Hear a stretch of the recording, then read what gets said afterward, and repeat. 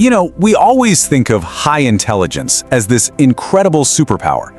But what if it's not all smooth sailing? What if it comes with its own set of secret struggles? That's what we're diving into, the surprising and really human challenges that can come with a brilliant mind. So, it all boils down to this one big question, doesn't it? Is being a genius a blessing, or is it actually a curse? And while you might think it's got to be one or the other, the truth is, for a lot of people, it's way more complicated. It's somewhere right in the messy middle. Society has a pretty clear answer for us, right? We see the movies, we read the books, we get this picture of someone who just effortlessly solves mind-bending problems and always has the perfect thing to say. But what if that whole image, what if it's just wrong? What if it completely misses what it's really like day to day? Okay, let's break this down. On one side, you've got the myth we're all sold. This idea of effortless success, unshakable confidence, being admired by everyone. But then, you look at the reality, and man, it is a different story. We're talking crippling perfectionism, that constant feeling that you're a fraud, and a really deep sense of loneliness. The gap between those two is just massive, isn't it? So let's pull back that curtain. Let's forget the stereotypes for a second and talk about what it actually feels like to have a super high IQ. We're going to start with the battles that happen entirely inside your own head. Right, the internal battlefield. I think that's the perfect name for it, because that's exactly what it is. This is all about the wars that are fought where no one else can see them. Those intense and honestly super exhausting mental hurdles that come with a brain that just never seems to shut off.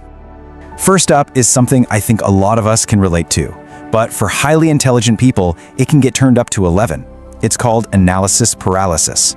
It's when your brain is so good at seeing every single angle and every possible outcome that it actually becomes a trap.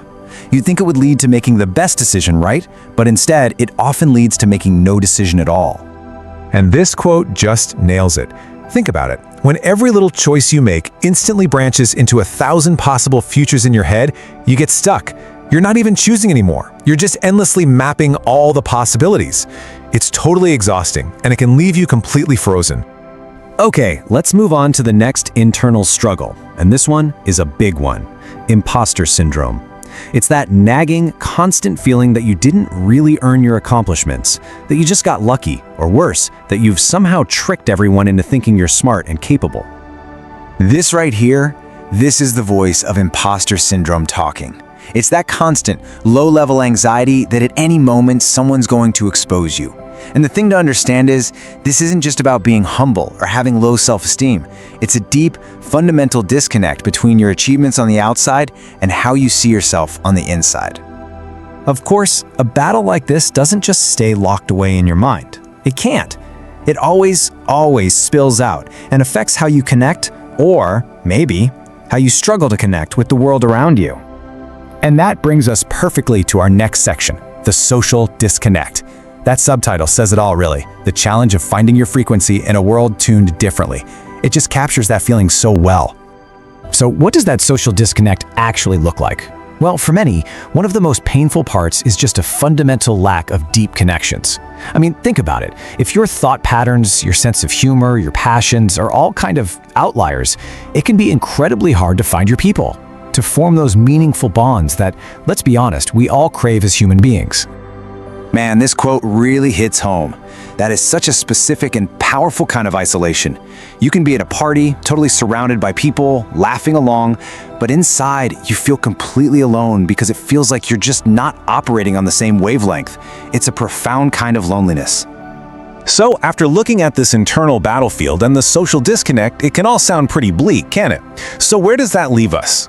Well, it's time to reframe the whole idea. Because high intelligence isn't a simple blessing or a curse. It is a truly complex gift. So what's the big takeaway here? Let's boil it down. First, intelligence is so much more than a test score. It's a lived experience with its own unique highs and lows. Second, and this is key, these struggles aren't a defect. Think of them as a feature, not a bug, of a differently wired brain. And finally, just understanding this, that's the most powerful first step you can take to navigating it all. So I really want to leave you with this idea. The overthinking, the self-doubt, the feeling of being disconnected, they are not a punishment for being smart. They are simply the other side of the coin. They're the flip side of a truly remarkable gift. And that leads us to a final question to think about, whether this applies to you or someone you know. Once you understand the struggles, how can you or we learn to better harness the incredible power of that gift?